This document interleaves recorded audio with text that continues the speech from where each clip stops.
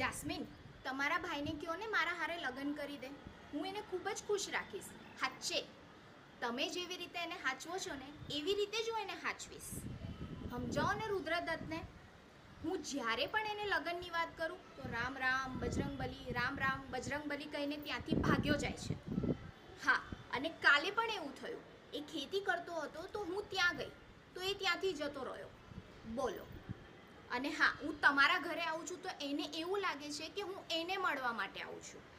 આજે પણ એવું થયું, હું મેરવણ લેવા આવી તો એને એવું જ લાગ્યું હશે કે હું એને મળવા માટે આવી. બોલો. સમજાવો ને તમારા ભાઈલાને. હું લગ્ન કરીશ તો તમારા ભાઈ સાથે જ, નહીં તો જિંદગીભર હું કુંવારી રહીશ. હા, અને હું પણ તો જોઉં કે મારી તીરછી નજરથી કેવી રીતે બચી શકે છે. એને હું મારો ઈ બનાવીને જ રહીશ. અને આવું ના થયું તો તમે મારું નામ બદલી નાખજો. હાલો, હવે હું ઘરે જઉં છું. મારી માં મારી અને મેરવણની વાટ જોતી હશે.